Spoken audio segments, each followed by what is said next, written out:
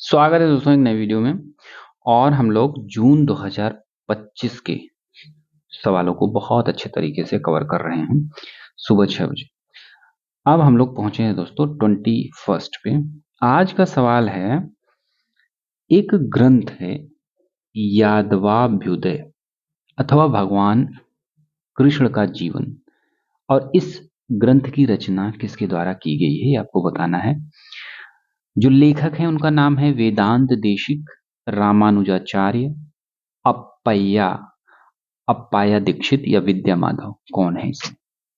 तो दोस्तों ये जो यादवाभ्युदय है ये भगवान श्री कृष्ण के जीवन पर आधारित एक महाकाव्य है। ठीक है, महाकाव्य है। और इसकी रचना प्रसिद्ध दार्शनिक और कवि श्री वेदांत देशिक द्वारा की गई थी, और इनका नाम स्वामी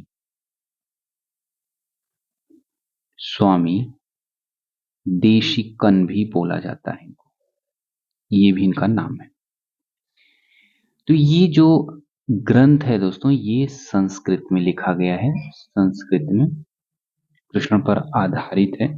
और इसी ग्रंथ के आधार पर यानी इस ग्रंथ की एक प्रसिद्ध टीका लिखी गई है, और वो टीका अप्पाया दीक्षित द्वारा लिखी गई है, और उस टीका का नाम यही है यादवाभ्युदय व्याख्या।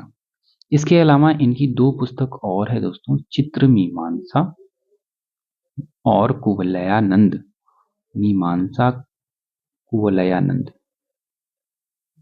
ये दो पुस्तक है इनकी अप्पाया दीक्षित की। अब ये बात हो गई। अब रामानुजाचार्य भी इसमें है, तो इनकी अगर बात करें दोस्तों तो ये विशिष्टाद्वैत वेदांत के प्रमुख प्रवर्तक रहे हैं, और इन्होंने 9 रचनाओं को लिखा है, यानी 9 ग्रंथों की रचना की है, और उसको मिला के नवरत्न बोला जाता है। वो नवरत्न अकबर वाले नहीं, ये ग्रंथ हैं जो कि रामानुजाचार्य की हैं। इनके प्रमुख ग्रंथों की बात करें दोस्तों तो ब्रह्म सूत्र पर टीका उन्होंने लिखा है, जो महान ग्रंथ है, जो कई बार पूछा गया है। श्री भाष्य है इनका एक ग्रंथ। दूसरा ये है कि विशिष्टाद्वैत सिद्धांत की व्याख्या जो उन्होंने की है वो वेदार्थ संग्रह में की है, ये भी इनका ग्रंथ है। वहीं भगवत गीता पर उनकी विस्तृत व्याख्या जो है वो गीता भाष्य के रूप में एक ग्रंथ में मिलती है। और फिर लास्ट में गद्य त्रयम है दोस्तों, ये 3 प्रार्थनाएं इसमें शामिल है, जिसमें शरणागति गद्य, श्रीरंग गद्य और वैकुंठ गद्य है।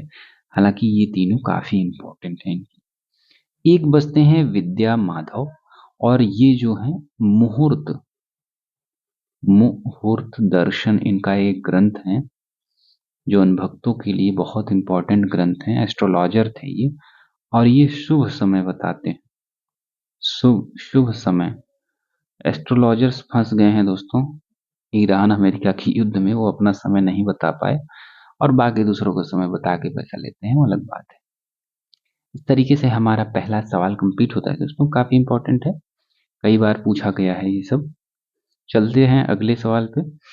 अगला है कि अपनी आत्मकथा में महात्मा गांधी ने अपने ऊपर इस पुस्तक का जादुई प्रभाव इस प्रकार वर्णित करते हैं कि मैं भोर में उठा और इन सिद्धांतों को व्यवहार में लागू करने के लिए तैयार था।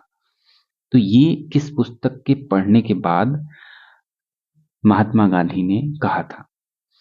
तो दोस्तों आपको पता है कि ये जितनी चारों बुक्स हैं, लियो टॉल्स्टॉय हो गए, इनसे भी गांधी जी प्रभावित थे।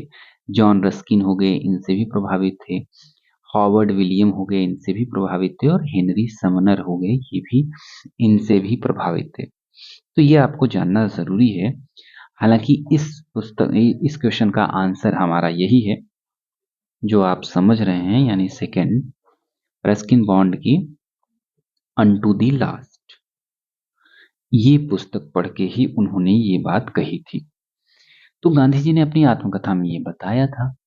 और जोहान्सबर्ग से डरबन की जब यात्रा कर रहे थे तो उस समय उन्होंने ये पुस्तक पढ़ी थी, रस्किन बॉन्ड की अनटू द लास्ट। ठीक है, और इस पुस्तक ने उनके जीवन पे इतना ज्यादा, इतना गहरा प्रभाव डाला कि इन्हीं से प्रेरित होकर उन्होंने सर्वोदय की स्थापना की, सर्वोदय की अवधारणा विकसित की थी, सर्वोदय। और बाद में दक्षिण अफ्रीका में ही इसी के प्रभाव में आकर फिनिक्स सेटलमेंट की स्थापना की थी। जो फिनिक्स आश्रम पूछा जाता है दोस्तों, वही है फिनिक्स सेटलमेंट। सेटलमेंट इसकी स्थापना गांधी जी ने कहाँ की थी? ये की थी डरबन में। कब की थी? 1904 में। किससे प्रभावित होकर? Unto the last. ठीक है, अनटू द लॉस्ट, लास्ट में लॉस्ट। तो और यहाँ ये जो फिनिक्स सेटलमेंट थी दोस्तों, यहाँ पे लोग मिलकर खेती करते थे, यानी शारीरिक श्रम करते थे। ठीक है, ये काफी इंपॉर्टेंट है, कई बार पूछा गया है। इसके अलावा एक और आता है जो कि टॉल्स्टॉय के फर्म के नाम से है, लेकिन उसकी कहानी भी समझते हैं कि दोस्तों टॉल्स्टॉय से भी वो काफी ज्यादा प्रभावित थे, जो कि पहले ये हमारे ऑप्शन में है। तो इनकी बुक है the kingdom of God in is with in you, ये बुक है इनकी। तो लियो टॉल्स्टॉय के विचारों ने गांधी जी को क्या बनाया?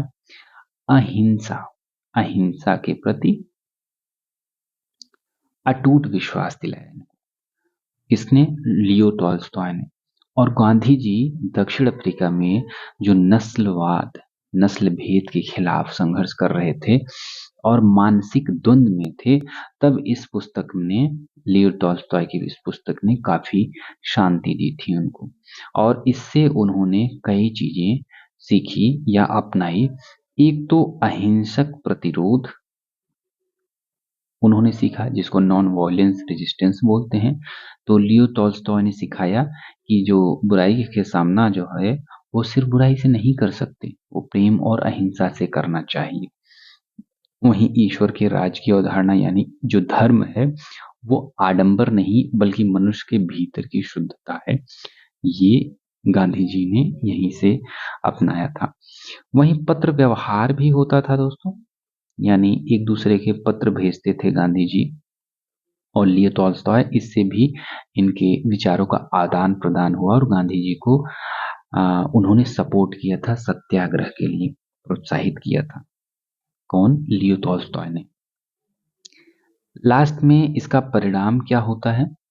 परिणाम में दोस्तों होता है कि गांधी जी दक्षिण अफ्रीका में अपने दूसरे आश्रम की स्थापना करते हैं और इसका नाम रखते हैं Tolstoy firm.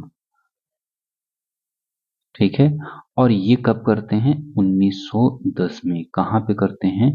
Johannesburg, Johannesburg south Africa. ये दो फर्म हमारे हो गए काफी इंपॉर्टेंट। ठीक है, अब हम थोड़ा आगे बढ़ते हैं और हमको पता चलता है कि भाई थोरो एक व्यक्ति थे, हेनरी डेविड थोरो, इनसे भी गांधी जी काफी प्रभावित थे।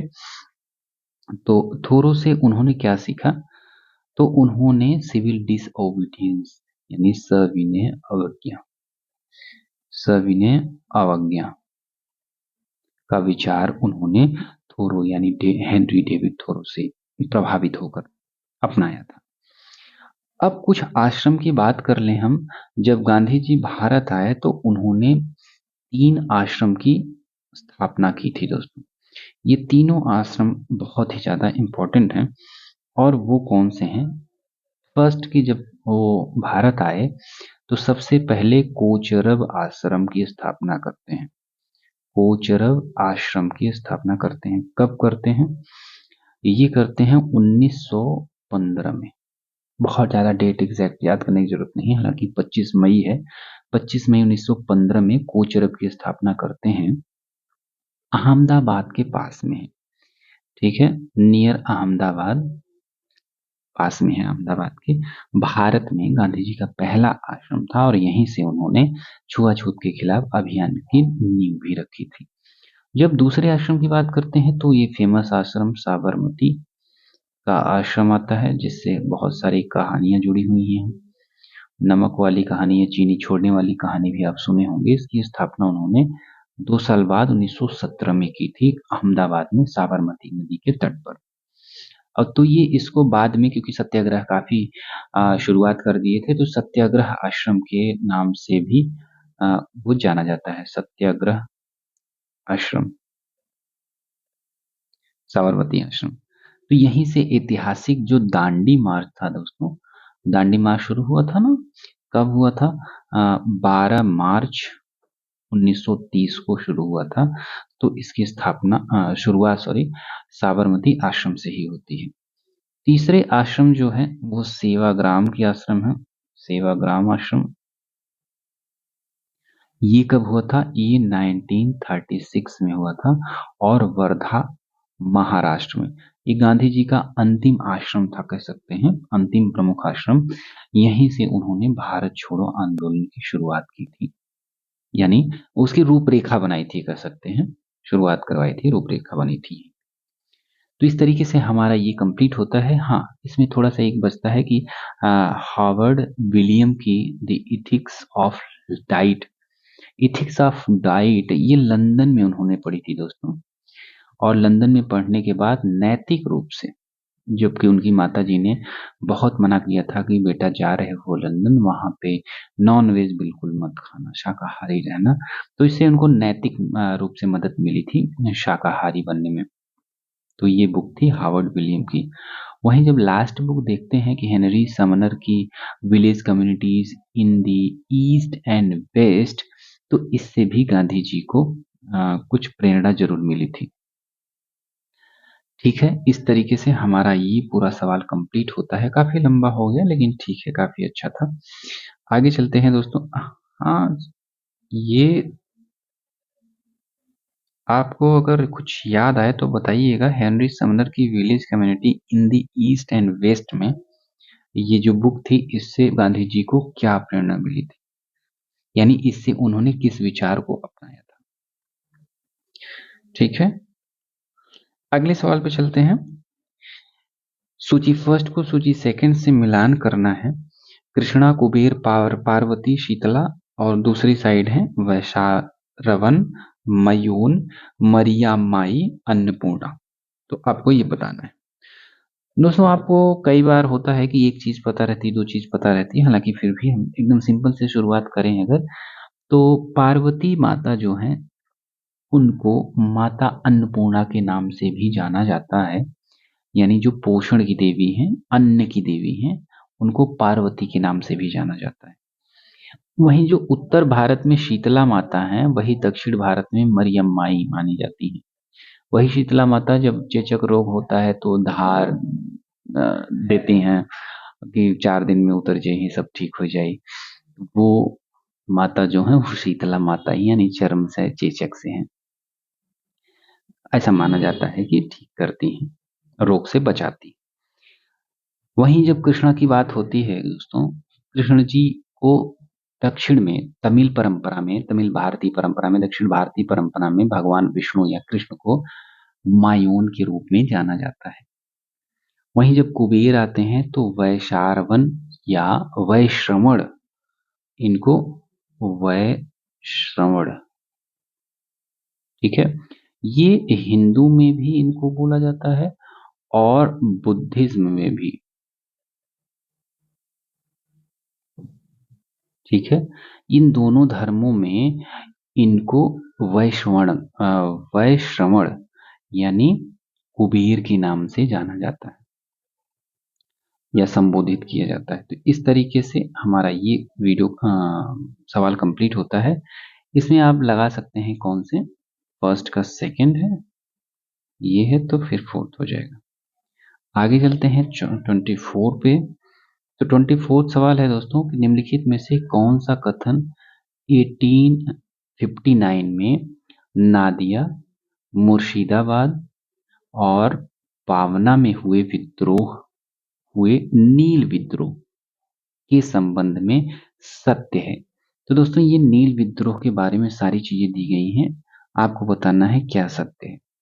तो 1859 में नील विद्रोह होता है, कहाँ होता है? बंगाल में होता है, और जो ये जगह है नदिया, मुर्शिदाबाद और पावना, ये तीनों बंगाल में ही है। ठीक है। अब एक बात तो तय है ना कि ये काफी बार हम लोग पढ़े हैं कि दीनबंधु मित्र का जो विख्यात फेमस उपन्यास था नील दर्पण, वो नील किसानों की दुर्दशा को प्रेरित करता था। तो ये तो ठीक था, ये तो बिल्कुल ठीक है, पढ़े भी हैं। ठीक है, कब लिखा था? उसके एक साल बाद यानी 1860 में लिखा था। सही है। और जो नील विद्रोह था उसका समर्थन सोम प्रकाश ने किया था। ये सोम प्रकाश साप्ताहिक बंगाली समाचार पत्र था दोस्तों, जो कि 1858 में शुरू किया गया था। और किसकी प्रेरणा से? ईश्वर चंद्र विद्यासागर विद्यासागर की प्रेरणा से शुरू किया गया था। लेकिन इसमें जो मुख्य संपादक थे दोस्तों, उनका नाम काफी आता है। उनका नाम था द्वारकानाथ भूषण, द्वारकानाथ सॉरी विद्याभूषण। ये सोम प्रकाश के संपादक रहे शुरुआती, जो कि कलकत्ता विश्वविद्यालय के संस्कृत कॉलेज के प्रोफेसर भी थे। तो इस तरीके से हम देखते हैं कि सोम प्रकाश जो था और नील विद्रोह का बहुत बड़ा समर्थक था। और इसी के कारण 1878 में जब वर्नाकुलर प्रेस एक्ट आता है, तब इसको सोम प्रकाश को बंद होना पड़ता है, यानी प्रतिबंधित कर दिया जाता है। और लगभग एक साल बाद बहुत आश्वासन के बाद कुछ आ, सीमित रूप से आदेश, यानी उनको थोड़ा सा मुक्ति मिलती है। और इसके अलावा हिंदू पैट्रियट है दोस्तों, यहाँ पे है कि सोम प्रकाश और हिंदू पैट्रियट जैसे समाचार पत्रों ने नील किसानों से जुड़े मुद्दे को कभी नहीं छुआ। तो ये बिल्कुल गलत हो जाएगा, छुआ था सोम प्रकाश ने और हिंदू पैट्रियट ने भी। अभी बात करते हैं। तो आंसर पहले देख लेते हैं कि ई नहीं है तो ई का काट देंगे, एलिमिनेट कर देंगे, तो हमारे पास ये बचता है ABCD। तो हमारा ये सब सही हो जाता है अपने आप। अब हम हिंदू पैट्रियट की बात कर रहे हैं। तो दोस्तों हिंदू पैट्रियट जो था ये अंग्रेजी समाचार पत्र था, जो कि नील बागान मालिकों के अत्याचारों को उजागर करता था। वहीं ये कब चालू हुआ था हिंदू पैट्रियट? तो 1853 में चालू हुआ था। इस अखबार ने किसानों को जो कि कानूनी मदद भी की और उनके पक्ष में जनमत भी तैयार किया। अगर संपादक की बात करेंगे दोस्तों, तो इसमें हरीश चंद्र मुखर्जी हैं। हरीश चंद्र मुखर्जी प्रमुख संपादक थे। हालांकि हरीश चंद्र मुखर्जी के बाद आते हैं गिरीश चंद्र घोष, और इनके बाद एक और फेमस आते हैं कृष्णदास पॉल। ये तीन हैं। हालांकि आपको याद रखना है हरिश्चंद्र मुखर्जी को। ठीक है।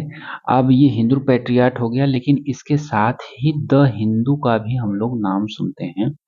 तो आखिर द हिंदू की स्थापना कब हुई थी? तो ये हुई थी दोस्तों 1878 में। कहाँ पे? मद्रास में। मद्रास कौन सा स्थान है? आज का जो चेन्नई है वही मद्रास था। किसको द्वारा किया गया था? ट्रिपली केन सिक्स। ट्रिपली केन सिक्स एक संगठन था, समूह था, उसके द्वारा शुरू किया गया था। नेतृत्व कौन कर रहा था? जी सुब्रमण्यम अय्यर। और इनके साथ कौन थे? एम वीर राघवाचारी। ठीक है। जो कि उस टाइम ब्रिटिश के अन्यायपूर्ण नीतियों को ये उजागर करता था, जो कि आज भी बहुत अच्छे से कर रहा है। इसलिए यूपीएससी वगैरह में यही Hindu recommend the Hindu newspaper recommend किया जाता है ज्यादातर। ठीक है। हाँ, माइकल मधुसूदन दत्त द्वारा नील दर्पण का अंग्रेजी में अनुवाद किया गया था, बिल्कुल ठीक है। और इसमें शिक्षित मध्यम वर्ग, कुछ यूरोपीय मिशनरियों का हस्तक्षेप मिलता है, ये भी ठीक है। इस तरीके से हमारा ये सवाल भी कंप्लीट होता है। चलते हैं लास्ट सवाल पे दोस्तों। 25 है आज का सवाल, लास्ट है। और प्रश्न का 25वां सवाल। G.W. लैटनर सूची फर्स्ट सूची सेकंड से मिलान करना है। और सत्यानंद अग्निहोत्री, तुलसीराम, आत्माराम, पांडुरंगा। और संगठन में प्रार्थना समाज, अंजुमन ए पंजाब, देव समाज, राधा स्वामी सत्संग। जहां तक मुझे लगता है दोस्तों कि आत्माराम पांडुरंग को सिंपल ज्यादातर लोग मिला पा रहे होंगे कि प्रार्थना समाज से भाई ये तो संबंधित थे। तो अब इसके बाद नहीं समझ में आ रहा है कि क्या करना है। तो इसमें फैक्चुअल क्वेश्चन होते हैं दोस्तों कि आपको समझना पड़ता है। तो ये चीज आपको पता है, फर्स्ट का डी का फर्स्ट है, क्योंकि ये सबको पता होता है, तो इसलिए इसने फिर पूरी तरीके से डी का फर्स्ट ही मिला दिया है। तो अब आपको देखना है बाकी कैसे हैं। तो एक और देव समाज और राधा स्वामी सत्संग काफी ज्यादा बार पूछा गया है, इसकी बात हो रही है। तो जब देव समाज की बात करते हैं दोस्तों, चलो अच्छा पहले आंसर बता देते हैं तब बात करते हैं, ठीक है। जो लेटनर हैं वो अंजुमन ए पंजाब की बात करते हैं, यानी अंजुमन ए पंजाब। और सत्यानंद अग्निहोत्री देव समाज, और तुलसीराम राधा स्वामी सत्संग। तो अब इसको समझते हैं थोड़ा सा। अंजुमन ए पंजाब जो था दोस्तों, ये 1865 में स्थापित हुआ था और इसका उद्देश्य था शैक्षणिक साहित्यिक सुधार करना। और ये कहाँ हुआ था, किसके द्वारा हुआ था? ये हुआ था G.W. लेटनर के द्वारा हुआ था। कहाँ पे? 1865 में। ये शायद लाहौर में हुआ था, ये मैं क्लियर नहीं हूँ, अगर आपको लगे तो कमेंट जरूर करिएगा, ठीक है। और दूसरा है कि सत्यानंद अग्निहोत्री, ये पंजाब या उसी साइड में हुआ था। सत्यानंद अग्निहोत्री देव समाज की बात आती है दोस्तों, देव समाज और वेद समाज में बड़ा कंफ्यूजन होता है ना, ये क्लियर कर लीजिए, क्योंकि ये हमेशा ही मुश्किल में डालने वाला समाज है, देव समाज और वेद समाज, ठीक है। अब हम देव समाज पहले पढ़ रहे हैं तो इसको देख लें। तो ये दोस्तों हुआ था 1887 में, कहाँ पे? लाहौर में। किसके द्वारा? तो ये अभी हम लोग देख रहे हैं देव समाज का, सत्यानंद अग्निहोत्री, सत्यानंद अग्निहोत्री। और जो सत्यानंद अग्निहोत्री थे, इनको शिव नारायण अग्निहोत्री के नाम से भी जाना जाता है, शिव नारायण अग्निहोत्री के भी नाम से जाना जाता है। इसकी स्थापना लाहौर में 1867 में 87 में हुई थी।